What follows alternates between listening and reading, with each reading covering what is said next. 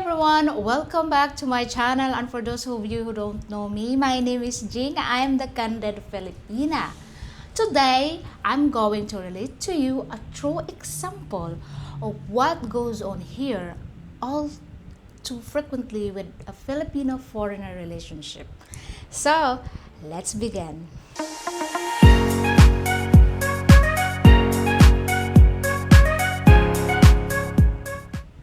A girl I knew at school many years ago called Mary seems like a nice, normal, average girl at the time. After finishing school, I had not seen or heard from her in over 15 years. And when I did see her, I was totally shocked. She's gone from a rather pretty, slim, and attractive shy girl to someone who really now looked like a hungry hippo in size. In addition to that, she looked like she had just finished doing 10 rounds with Hulk Hogan. I'm not joking, honestly. Anyway, that I said, I asked her how she was doing and was she working. She then went on to tell me she had four children by four different fathers, two by Pinoys and two by foreigners. And she seemed quite proud of that. Anyway, it turns out she was doing part-time work cleaning for a foreigner. And whilst doing so, her sideline was getting her friends to go with foreigners for 1,500 pesos, which she was getting a cut of 500 pesos for. So she said with a smirk she was doing quite well. She had met a foreigner online and had been speaking to him for about 3 months, and he was sending about 10,000 pesos a month to help her with the children. And that he was coming to meet her in the following month. I was quite shocked that she'd gone from this simple girl to this sharp-bladed, smooth-tongued, nasty bit of work. I was curious to see what type of guy would want to meet a girl like this. Was he a cheap short of a McDonald's, or as in, did he have mental health issues, or was he just a nerdy bookworm without a book and no real life experience? And so this is how it all turned out. She and him had rented a place next door, but one to one of my sisters. And hence my sister revealed the full story to me. And of course, I'm relating that to you right now. The place they rented was 7,000 pesos per month and not furnished. So my sister had informed me. So the next day, I went over to visit her, and sure enough, I saw him. I was right in my assumption. He was not all there. Table glasses about 295 pounds and around 5 foot 2 inches tall. The temperature at the time was well into the late 34 degrees Celsius. And there he was, sat outside his rental house in a three-piece suit, shirt, tie, black shoes, and supporting a sombrero hat. He looked quite smart, but stood out a mile wearing such attire in the heat. He was as red as beetroot from the sun, and sweat was running down his body like an ornamental fish fountain, with three of her children running around him like headless chicken, screaming, shouting, climbing all over him, whilst his new girlfriend had taken the younger child around to clean the house of another foreigner. As soon as he saw me and my sister outside her house, he asked, was there any way we could talk to the children to calm them down and make them behave in our native tongue?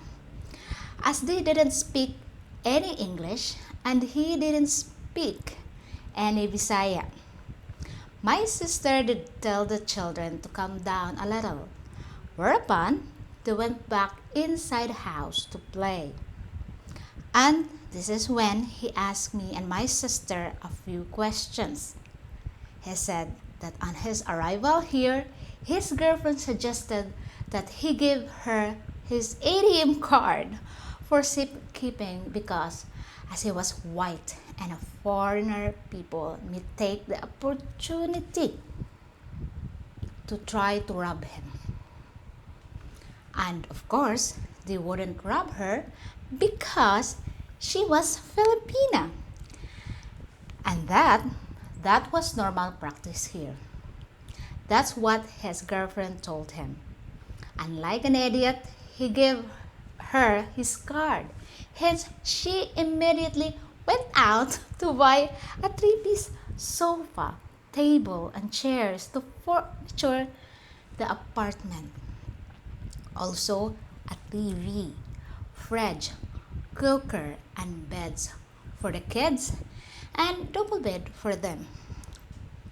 She told him it was essential that they needed to be comfortable in their new home.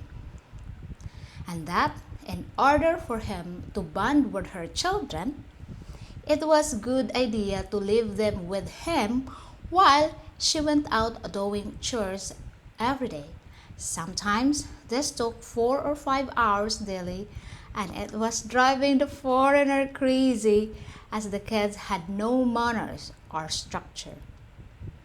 He then asked, as he had been here for 2 weeks, is it normal when you sleep with your Filipina girlfriend that they wrap themselves up in a blanket like a cocoon and would not allow him to touch or put his arm around her or even kiss her or sleep too close to her until they were married?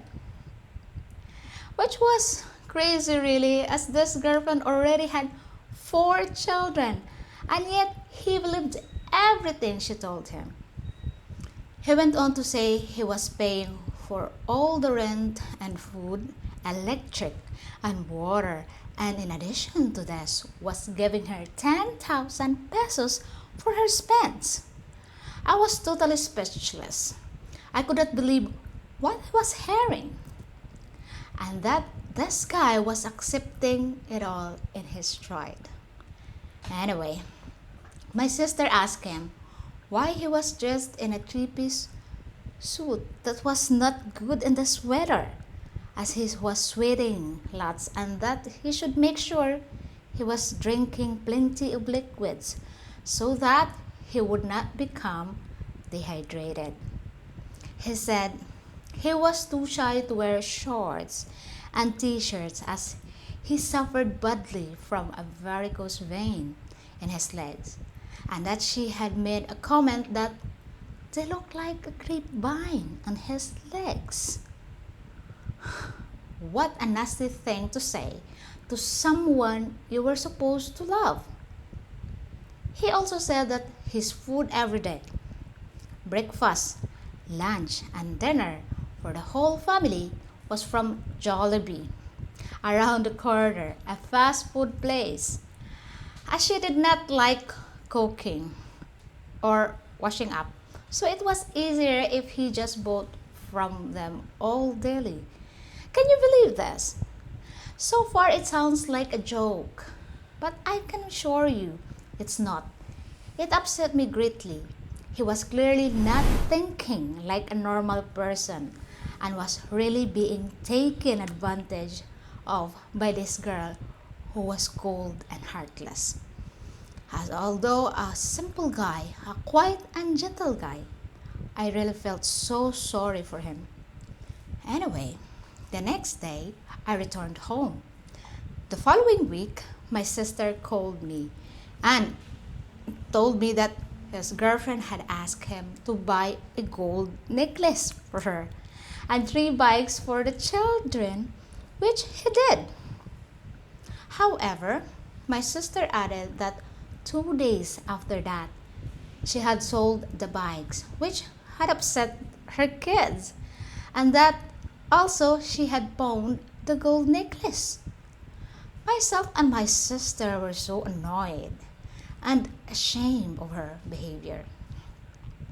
A week later, my sister called me again to say that the DSWD, which are the equivalent of social workers, had taken the children of her as she was known to have a serious drug habit. The following day, my sister called me to go visit her as the foreigner was now around her house crying. So I hopped on a bus and went there straight away as she did not live far from me. Sure enough, when I arrived, the foreign was there head in hand and went on to explain that he had brought £2,000 with him as spending money, which he expected it to last for 3 months. Also, he had a credit card which he had now run up to £5,000 maximum limit. He had no more money apart from his fare back home to the UK, which he had paid for the previous day and was returning home the following day. After just 1 month here, he felt totally let down and heartbroken by this girl. He felt his life was now falling apart. I stopped the night at my sister.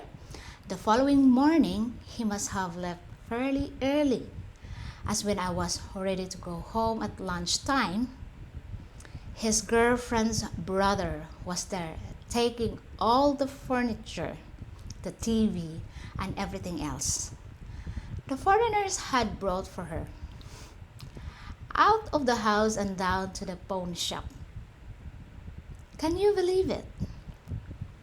We were both also annoyed. We felt obligated to confront her, which we did. But it was like water off a duck's back.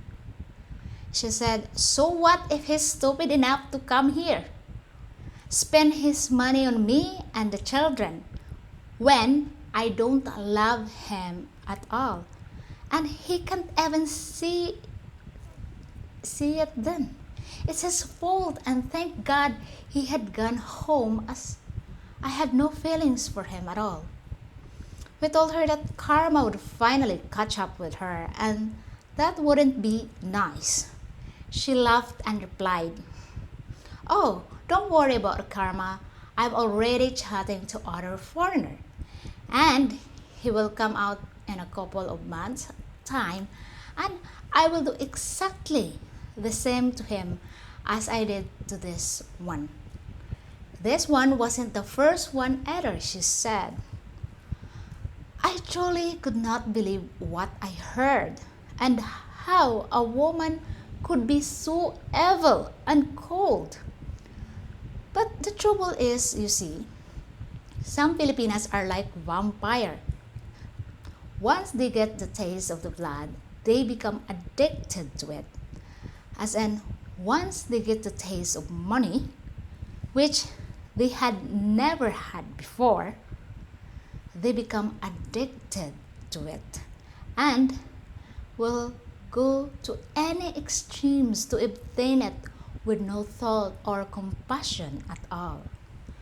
Of course, this is a minority and does not happen that often, but often enough to make one think. I see many great relationships here between foreigners and Filipinas. Thank God. But still upset me deeply when I see someone treating a kind, a simple foreigner like this. And when I question myself to whose fault it really was it her fault or was it his fault? Let me know in your comment on what you think, on whose fault you think it was. Thank God I come across more happy stories and more happy endings than I do of stories like this. But they still need to be told so people know what it can be like here if you allow it. Anyway, I wish you I wish you all well. I wish you all good health. I wish you all a happiness in your search here for a great Filipina. Trust me, they are out here. They just a little more time to find. And as I have always advised, take your time. Always think. Think again. And think once more before you commit yourself to a long term relationship.